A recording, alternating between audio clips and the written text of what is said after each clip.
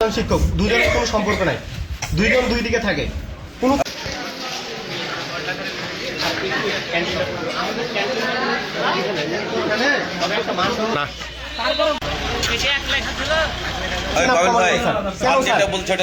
এটা আমরা প্রধান শিক্ষকের কাছে জবাব দিতে চাই, আমরা অ্যাসিস্ট্যান্ট স্যারের কাছে জবাব দিতে চাই। কেন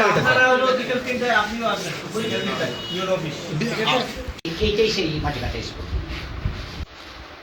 জাতীয় পতাকা আমি নিজে প্রমাণ ওই বাবু স্যারের মানে ঘুষের দেয় যেটা শাস্তি হয় সেটা হলো আপনারা এখানে দিয়ে যাবেন, এটা আমরা চাই। প্রাতিষ্ঠানিক তো অভিযোগ আছে, উনি তো ঘুষ নিয়েছে, উনি তো ঘুষ নিয়েছে রীতিমতো।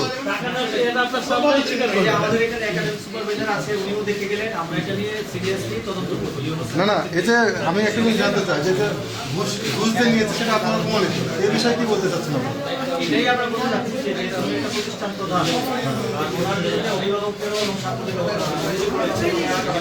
এটা নিয়ে আমরা প্রাতিষ্ঠানিক ভাবে তদন্ত করবো, তদন্ত করে এটা যদি প্রাতিষ্ঠানিক প্রধান হয়ে ঘুষ নেওয়ার পরে যাওয়ার কোনো বিধানই আছে?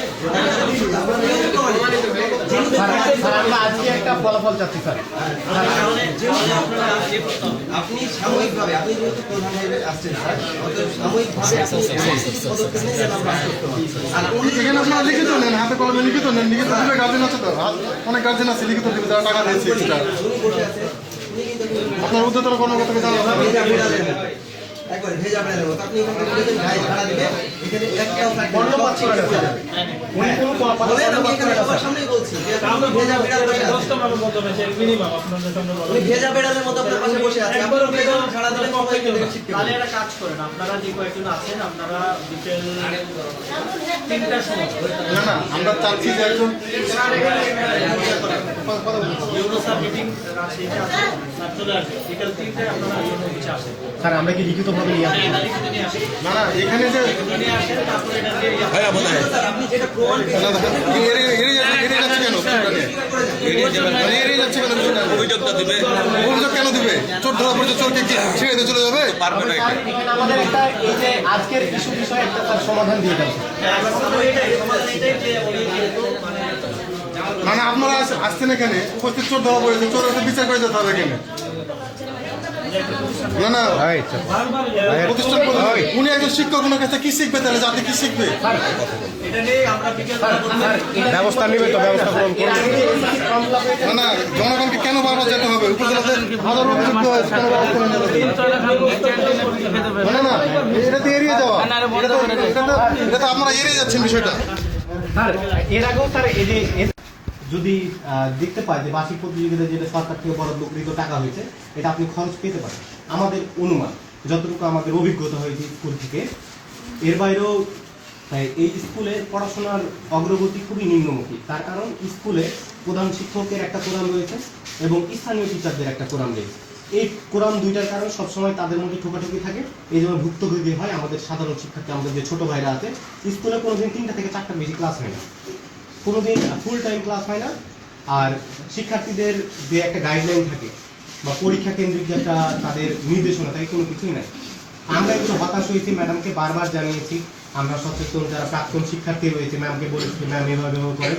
উনি বরংবার আমাদের আশ্বস্ত করেন এবং পিছন দিকে তিনি আর এটা কাজ করে না, বরঞ্চ আমাদেরকে বিভিন্নভাবে হেয়প্রতিপূর্ণ করার জন্য, ধরেন আমি করছি তো, কোনোভাবে আমার অভিভাবককে চাপ প্রদান করেছে, আপনার ছেলে কেন এটাতে যাবে, এইভাবে করে উনি হুমকি ধামকিও দিয়েছেন। এটার প্রমাণ রয়েছে, এরকম আমাদের বিভিন্ন বড় ভাইদেরকে জানিয়েছেন। এছাড়াও স্কুলের একটা ক্যান্টিনের একটা রয়েছে, ক্যান্টিনের আমরা বলেছি একটা মানদণ্ড ভিত্তিতে আপনি ক্যান্টিনটা দেবেন। কোনো মানদণ্ড ছাড়াও ক্যান্টিনটা দিয়েছেন। উনি কিভাবে দিয়েছেন না দিয়েছেন যতটুকু আমরা শুনেছি, আমাদের প্রমাণ না পাওয়ার কারণে আপনাদের কাছে যেতে পারিনি। টেবিলের তলে অনেক টাকা লেনদেন হওয়ার কারণে তিনি ক্যান্টিনটাকে দিয়েছেন। এছাড়াও ওনার সার্টিফিকেট নিয়ে আমাদের শুনেছিলাম যে ওনার সার্টিফিকেটটা ভুয়া, একজন ভুয়া সার্টিফিকেটধারী কিভাবে প্রধান শিক্ষক হয়, এটা আমরা জবাব দিতে যাচ্ছি। এবং আমরা যারা তরুণ সমাজ আছি, আমরা চাই আমাদের স্কুলে পড়াশোনা হোক, শিক্ষকদের যে মতবিরোধ আছে এটা আপনারা আজকে ক্লিয়ার করে যাবেন। আমার ছোট ভাইরা যারা এই স্কুলে আসছে, তারা যদি শিক্ষিত না হয় তাহলে আমার এলাকা অন্ধকারে চলে যাবে, এই জিনিসগুলো খেয়াল রাখবেন। আর আমাদের পক্ষ থেকে ম্যাডামকে আমরা অনেকবার বলেছি আমরা চাই যে ম্যাডাম হয় বদলি করে দেন, নাহলে ম্যামের আমরা অবগতি চাচ্ছি। এটা আমাদের যুব সমাজের একটা দাবি। আপনি এটা পরিস্থিতি দেখবেন।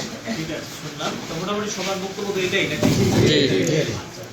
আজকে যারা এসেছিল কোন ক্লাসের উপস্থিতি নিতে এসেছিল? ক্লাস স্যার আমি আরেকটা ইনফরমেশন মিস করেছি স্যার, ভোটের জন্য স্কুলে মেরামত বাবদ 80,000 টাকা দেওয়া হয়েছে। তো স্কুলে কোনো দৃশ্যমান কোনো কাজ হয়নি। আমি চাইবো 80,000 টাকা আদৌ এসেছে কি ব্যয় করেছি তার একটু আপনি জানবেন বিষয়। আচ্ছা, ঠিক আছে। আচ্ছা, আজকে কারা কারা এসেছিল? আজকে তোমরা একটু গার্ডিয়ানরা আছেন না? গার্ডিয়ানরা বসেন কোনো স্টুডেন্ট আচ্ছা, একজন বলেন তো গার্ডিয়ানদের মধ্যে থেকে আপনাদের কি টাকা বাড়তি কত টাকা নিয়েছে, কত টাকা চেয়েছে বলেন তো? 400 টাকা নিয়েছে। আগে টাকা নিয়েছিল শুধু ভর্তি হচ্ছে মতো 900 টাকা। উপবৃত্তিতে কত টাকা পান? মানে একজন শিক্ষার্থী কত টাকা পায়? টাকাটা এবার দেয়। আচ্ছা, এবছর আপনারা পিছনে যারা উপবৃত্তির জন্য যারা আসছেন তারা কয় টাকা পান, কত টাকা? ভর্তি হয়েছে আমার উপবৃত্তি কাজ করবে আচ্ছা, ঠিক আছে, এখনো পায়। আচ্ছা, ভালো। তো তাহলে এটার জন্য তো কোনো টাকা বাড়তি টাকার প্রয়োজন কি আছে সরকার নির্ধারিত ফি এর বাইরে? ম্যাডাম, ষষ্ঠ শ্রেণীতে গত 23 সাল থেকে রেজিস্ট্রেশন, বোর্ডের রেজিস্ট্রেশন 23 সালে একরকম, 24 সালে এবার থেকে আদার্স যে খরচ সেজন্য আপনার 20 টাকা কিসের জন্য আমরা এটা করেছি, চিঠি দেওয়া আচ্ছা, ওই 20 টাকাতে 118 টাকা দিয়ে মোটামুটি 40 টাকা এই মোট ফি এর পরিমাণ 148 টাকা বিলম্ব পিছা 98 টাকা, এই তো বাইরে তো কিছু নাই। আচ্ছা, 20 টাকা ধরলাম। 118 টাকা আপনার ওইদিকে খরচ। ওই 118 টাকার সাথে যে ব্যাংক ড্রাফট সেটার সাথে খরচ কি লাগে ব্যাংক ব্যাংক ড্রাফট সোনালী সেবা বা আদার্স যে এইগুলা করতে আদার্সটা কি? আদার্সটা বলেন। আপনার ওই সোনালী সেবা দেয় মানে যারা এটা ডাটা এন্ট্রি করে দেয় ওদের কি কোনো টাকা দিতে হয়? আমার অবসর আমি সরকারি থাকলে হয়তো বাড়তি এটা আমার প্রয়োজন নেই। আচ্ছা, এখন আপনি কত করে নিয়েছেন? কত করে? আমি 160 টাকা রেজিস্ট্রেশন আর যেটা এখন উপবৃত্তিতে দিলে অ্যাকাউন্ট খুলতে হবে আপনার ব্যাংক। এর আগে নগদ বা বিকাশে মোবাইল ব্যাংকিং খোলা গেছে। সেই মোবাইল ব্যাংকিংয়ে আপনার বিভিন্ন সময় বিভিন্ন অসুবিধা আছে, হয় কারো টাকা মারছে গেছে, একজনের মানে এক এনআইডিতে একরকম কার্ড খোলা থাকে, আর এক রকম খোলা থাকে। এই জন্য গত 3 বছর থেকে আপনার ওই ব্যাংকের লোককে ডাকা আপনার অ্যাকাউন্ট খুলে দেবে। তো আপনার ওদের অ্যাকাউন্ট আজকে মূলত যেটা আসছে অ্যাকাউন্ট খোলা ব্যাংকে, উত্তরা ব্যাংক থেকে আমরা আর উত্তরা ব্যাংকে ওদের অ্যাকাউন্টে 100 টাকা ওদের মানে স্টুডেন্টদের ফান্ডে জমা রেখে অ্যাকাউন্টটা ওপেন করে। আর ওর সাথে 170 টাকা আর 70 টাকা খাওয়া হয়েছে। সেটা হলো যে আমার ওই যে অংশগ্রহণ নেই, আমার কম্পিউটারের কাজ যে কোনো শিক্ষক করি নেই সেটাও দেয় না, তখন আমাকে ইয়ে করতে হবে, কম্পিউটারের লোক দিয়ে আমাকে কাজ করতে হবে। এখানে কি কম্পিউটার শিক্ষক নাই যে প্রশিক্ষণ হয়? কম্পিউটার শিক্ষক আছে কিন্তু একটা বিদ্যালয়ে 2 টাকার কম্পিউটার শিক্ষক থাকার কথা। ঠিক আছে, তাহলে আপনি হলো বাড়তি টাকা নিয়েছেন হলো 70 টাকা। শুধু 70 এইখানে। এটা কি ভর্তিটা না উপবৃত্তিটা? এখন উপবৃত্তির টাকা পায় না। এখানে বিষয়টা হলো যে আপনার যে অ্যাকাউন্ট খোলা পাবো, অ্যাকাউন্ট খুলছে, এই অ্যাকাউন্ট দিয়ে যখন সরকার নির্দেশনা দিবে যে করতে হবে উপবৃত্তির ফাইল। আচ্ছা, ঠিক আছে, না বলছি আমাদের কথা হলো যে যেটা সরকারের যেহেতু ফি আছে তার বাইরে যদি আপনার 2-5 টাকা খরচ হয় সেটা সবাইকে বলে সম্মতিক্রমে সেটা আছে। ছুটির মধ্যে আমার অনেক বন্ধু আছে যে আমি গার্জিয়ানকে ডাকে যদি আমি করে তাদের মতামত নিয়ে যদি সেটা আমার বাড়তি টাকা আপনি দিতে পারেন। এটুকুই আমার এটা ছাড়া বাড়তি টাকা আপনি কোনো অনুমোদন ছুটির ছাড়া মধ্যে আমার হওয়াতে আপনার জিনিসটার মধ্যে ওদেরকে ডেকে যে আবার এখানে অভিভাবক সমাবেশ যদি দিই, দেখা যাচ্ছে একে একে আসে সবাইকে না, আপনি একসাথে ওই সবগুলোতে এক- bypass এক- করে গেলে তো হবে না। আপনার এক- কাজ এক- আপনি করতে হবে সবাইকে নিয়ে। এই একা একা কোনো ডিসিশন দিয়ে টাকা পয়সা তুলবেন, তাহলে এটা তো প্রশ্নের মুখোমুখি হবে, খুবই স্বাভাবিক বিষয়।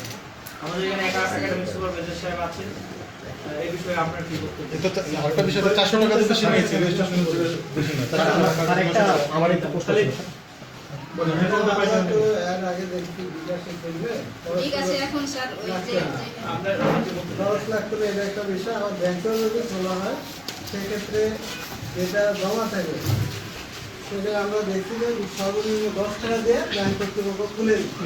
এখন আপনার ব্যাংকে হাতে কি আলোচনা করেছে কিভাবে আলোচনা করছেন যে তারা মিনিমাম কত জমা রাখবে, 100 কি কত, এটা তো ধরেন এদেরকে যদি মিটিং করে বলতেন বিষয়গুলো, তাহলে আপনি এই বিষয়গুলো প্রস্তুত হতেন।